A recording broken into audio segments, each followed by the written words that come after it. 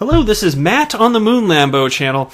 Ripple's just been in the topic in a lot of news segments lately. Doesn't it just seem that way?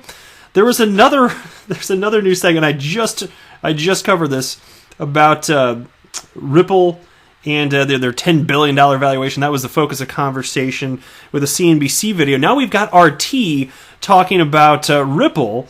And just let me read the headline for you. Ripple is thriving off the failures of antique SWIFT system, market analyst tells boom bust. Now, I'm actually okay with most of what was covered here, including the way that most of this was covered, but there's just some outright falsities. But even beyond that, I definitely have a different opinion on based on a number of things that the core contributor of this particular segment had to say, but actually still had a couple insightful points, and I want to share with you my take on that. Other than that, I've got this piece I want to share with you, which is kind of in line with something that I've been predicting is going to be happening. I just don't know to what degree it's going to pick up, how long it's going to take, but here's the headline. Major crypto exchange begins altcoin purge, what it means for alt season. And so conceptually, before I even get into it, because I'm going to share this piece for the end of the video, but what I've talked about is just the concept of a blockchain. If we're talking about distributed ledger technology, not necessarily the case that all cryptocurrencies will necessarily quote unquote go away. And so how do you get rid of all these scam coins and all these projects that are just never going to be adopted if they have a cryptocurrency attached to the blockchain? How do you get rid of them? Well, you delist them from cryptocurrency exchanges. That's it. But I have additional thoughts, so I'm going to share that with you. But before we go any further, if you would please, ever so delicately, tap that like button. Tap it delicately enough that that little like button knows that you approve of it. You don't want to abuse it by getting all smashy with it. And also, go ahead and subscribe to the Moon Lambo channel. Why? Because your future self will thank you if you do so. Because you will be blessed with endless future content from Moon Lambo. The world needs more of that, man. I'm telling you. Now, here's a tweet from Bobby Banks, who tagged me and wrote, Ripple is thriving off the failures of antique SWIFT system, market analyst tells boom bust. And again, of course, that is the title of this particular piece. Now, one of the main guys that they had on here, and I know I'd seen him before, but it's been a while since I've seen him in anything, whether it's just crypto, media, or any sort of television segment, but I've seen this guy before. So I just pulled him up on Wikipedia. I'm just going to assume this is right. Can I just do that? I know people make fun of people who pull up Wikipedia for facts, but look, I just briefly pulled this up like a few minutes before I recorded. I was like, what the hell? This can't be that wrong, was it? Could it? Anyway, Geoffrey Albert Tucker, December 19th, 1963 is his birthday. I put that right at the top. I don't know why. Is an American economics writer of the Austrian school, an advocate of anarcho-capitalism and Bitcoin, a publisher of libertarian books, a conference speaker, and an internet entrepreneur. Now, if that part is accurate, the anarcho-capitalism, yes, that's I'll tell you what, that sounds like everybody that was the strongest proponent for Bitcoin back 10 years ago, pretty much in line with that. If they're not necessarily all of them, but that was kind of the recurring theme. And so, and he did say in this clip too that he's still a proponent for all of that. So let me just share a few sentences from this. The article itself is long because I'll tell you there was a video clip and I did watch it. Heads up, if you're going to watch this, and I encourage you to, the video itself, I think it's like 25 minutes, I want to say. But if you jump ahead to the 17-minute, 20-second mark, then that's about where they start talking about Ripple and XRP. So I'll try and remember to put a link below in the detail section in case you want to check it out. And the portion about Ripple and XRP, maybe it's, 5-6 minutes, something to that effect. And so let me run through, they didn't write too much, but let me cover just a little bit of this before I start sharing with you some of my opinions here. Now, Ripple, the company behind cryptocurrency XRP, has raised $200 million in its latest investment round, bringing its valuation to $10 billion. As the startup aims to further grow its cross-border payments business. However, the success of the San Francisco-based firm, with its growing base of consumers sending live payments, did not result in a huge movement in XRP, which has the third largest cryptocurrency market capitalization behind Bitcoin and Ethereum. Okay, yeah, it wasn't huge, but it's still noteworthy that based on news, and I mentioned this the day that it happened, based on actual news, the price of XRP went up almost down to the minute. It was pretty much instantaneously. Once that news of this valuation came out, XRP price went up. And fine, it didn't go up like 30 cents or something or $1, but damn it, it moved based on news. And I will take what I can get. I am Mr. XRP Bull, so it's not like I'm just completely sick and tired of news not resulting in substantial movements upward in price. But still, I'm just saying, let's just be appreciative of what we have, okay? This can be explained by the fact that the token is a specific kind of crypto, that's a quote, making it uninteresting for regular investors, according to Geoffrey Tucker of the American Institute of Economic Research. And that's the guy who I pulled up on Wikipedia. Now, that probably won't surprise you. I don't agree with. Okay. Making it uninteresting for regular investors. Well, I'll tell you what, I'm a regular investor. You listening, you're probably part of the XRP community. Are you a regular investor? Is there something weird about you? Like, what is this? Come on. What do you mean? Could you explain? Could you qualify what regular investor means, first of all? But if you're talking about the people that were investing in Bitcoin, a decade ago initially, okay, different type of investor than that. If we want to quantify it in those terms, that's perfectly fine.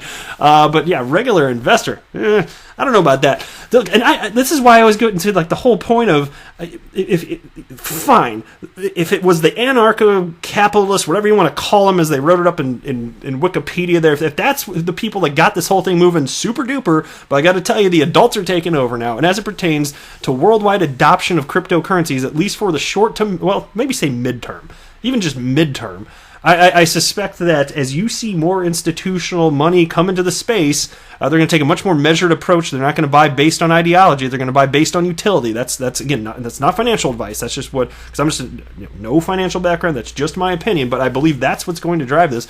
And more everyday type of investors are going to continue in the space. I call them regular investors. I think I'm a regular investor. I'm not here for ideology, and so I would definitely disagree on that point. And then here's another quote. That does not mean it's not going to change the world. Again, this is Geoffrey referencing Ripple and XRP. So that does not mean it's not going to change the world. I think it's an extremely important technology because it's thriving off the failures of this antique Swift system, the analysts told Boom Bust.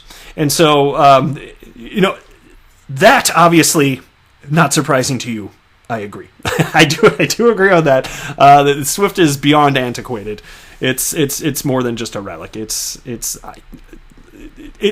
going the way of the dodo. It's going extinct. Or if it doesn't completely go away, they're going to lose a substantial amount of their market share because they don't even have a proposed solution for settlement. They just don't. But check this out. Here's another quote. Our legacy financial systems are incapable of dealing with the new age of globalization, so taking crypto to kind of fill this market niche, and XRP has been really valuable in that sense. Two more points I want to make before moving on from this. So there's this guy on the left. I got to call this out in case you watch this. You'd be surprised. If you watch this video and didn't hear me call this out prior, you're going to be like, why didn't Moonlambo say that? Well, I'm going to say it. It's this guy on the left here. I'm circling right now. He's one of the hosts on the show here. He said that XRP is very decentralized or something to that effect. Very decentralizalized. Or I'm sorry, I said that backwards. He said that it's very centralized. It's obviously decentralized. Okay.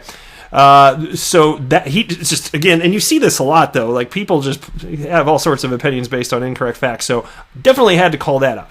Now this Geoffrey guy, he said a few things here and there that I just disagree with. He's not the type that was just like some sort of, even if he's a Bitcoin maxi, he certainly wasn't being disrespectful towards anything that Ripple's doing to build out the XRP ecosystem or anything to that effect.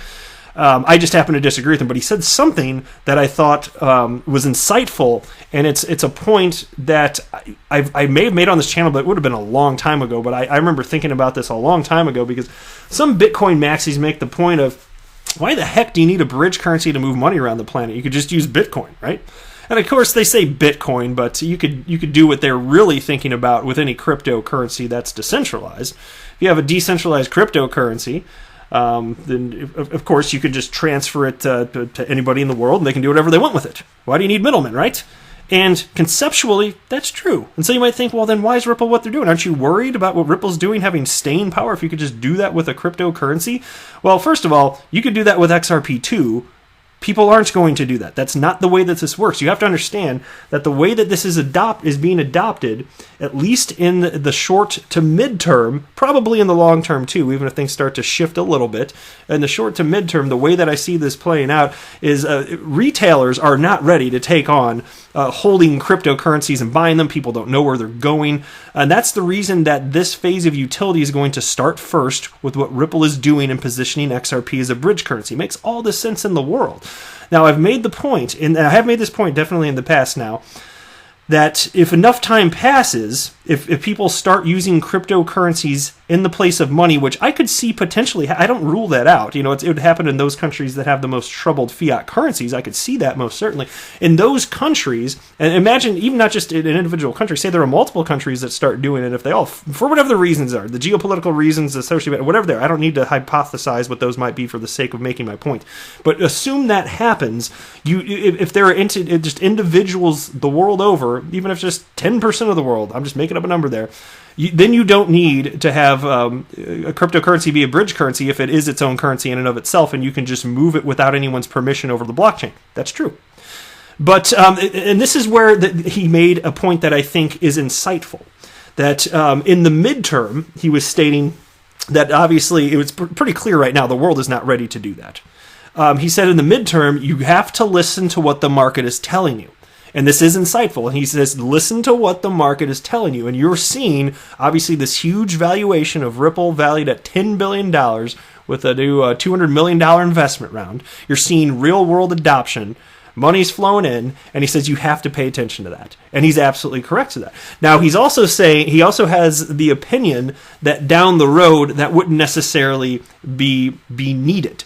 And so do I envision that type of doomsday scenario? Well, I don't know that he's literally saying that would go away. I'd love to pick his brain a little bit further in that.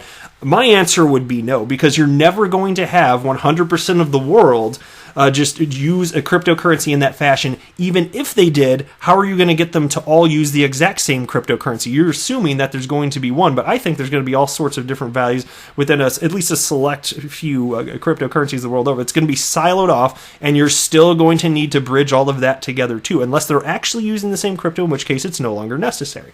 And so I think that the world's always going to be messy. I don't see a world where there's just going to be one cryptocurrency to rule them all. And unless you have that vision, then clearly it's clear. It's like, to me, it couldn't be more clear that's not going to happen ever. I do not believe that for a moment. So I'm not remotely scared. Now, can the landscape change? Could a bigger percentage of the world start doing that? And maybe if enough chunks of the planet, even in different countries, are using it, well, sure. And then maybe you wouldn't need a middleman necessarily for that. It's not going away, though. In fact, I think it's going to increase many times over, especially as the cost goes down. It's going to spur a crazy amount of activity that couldn't exist before because it wasn't economically viable. But when you bring the cost down to almost zero with Ripple's utilizing XRP as a bridge currency, well, what do you think that's going to do? More people are going to do more stuff. There's going to be more transactions. And I'm telling you, that's how you get a cryptocurrency with staying power. And then even if you're worried about this type of activity going away, the way that Ripple's talking about utilizing XRP as a bridge currency, even if you buy into that, and I don't think that it's going to go away ever, but even if you did, at that point, XRP would have been basically the first globally adopted in a meaningful way cryptocurrency, because what we're seeing today, even with Bitcoin, that's not real global adoption. You just wait. Talk about real global adoption, because it's the first real use case. And what's going to happen, even if you hold the opinion again that you're not going to need this bridge currency, then why wouldn't it just be XRP that's used in place of the money too? Then why the hell not? And I'm not even necessarily saying that's going to happen. I'm just thinking through this it's just a fun critical thinking exercise. That's really all I'm engaging with here. I'm not saying flat out how things are necessarily going to go. I'm telling you the way I suspect things would go based on the information that I have available today. It's just fun to kind of run through that type of the types of scenarios that might unfold. But anyway, that's the way I see it. So I thought that point that he made was rather insightful, seeing that, hey, the market's telling us something. There's a reason we're going this way. You should definitely listen. But I don't get the sense that he thinks it's going to stay like that. He thinks it's part of the evolution and things. But I would agree with him in the sense that it's part of the evolution. I just don't think that it's ever going to go away. You're never going to have this one world cryptocurrency. It's just not happening. There's no way, because different people want different things. All right, next, here's a shout-out to Keith Giraldo, who responded to a tweet of mine. and wrote, also at Sam's Club, and he's got this little device here. Actually, I meant to Google this. I don't know what the hell this thing is. It's called Upcart. I meant to Google this because I'm curious as to what it does, and I forgot before recording the video. But anyway, here it is, also at Sam's Club, and it looks like the Ripple logo. It kind of does. And I'm assuming that he saw a picture that I posted of 3 pies in a container that looked like the Ripple logo. I posted that. I can't remember if it's been a month or more, maybe longer than that. And so I'm assuming that's what got him thinking along these lines. But regardless, thank you for sharing this Upcart image, which looks kind of like the shape of the Ripple logo. I do appreciate it. Shout out to you, good sir. All right, last piece here. Major crypto exchange begins altcoin purge, what it means for alt season. All right, Poloniex recently announced that they would be delisting a handful of cryptocurrencies from their platform, including Digibyte, Factom, MadeSafeCoin, Omni, PrimeCoin, Vertcoin, and ViaCoin. Of the aforementioned tokens, Digibyte is the largest with a $75 million market cap that makes it the 55th largest cryptocurrency. Omni is another notable cryptocurrency as it was the very first initial coin offering and was the blockchain that spawned Tether, USDT. As for why the crypto exchange is delisting these altcoins, Poloniex explains in a blog post that they are doing it in attempts to improve the performance of the exchange and to better serve our customers. They further go on to note that they delist certain assets from time to time in order to provide customers with access to the most innovative projects that fuel the industry and to ensure the assets meet the high standards of our customers. These justifications signal that the projects being delisted may, in the eyes of Poloniex, face declining development activity, legal issues, low trading volume, or compromised network security, although the exchange does not offer specific justifications for why they're delisting each individual token. And I'm telling you, this is the way that all cryptocurrencies are going to go away that don't need to be here. But that's it for this video. I'm not a financial advisor. Don't buy or sell anything because if anything I say are right, that would be a very, very, very bad idea. Until next time, to the moon, Lambo!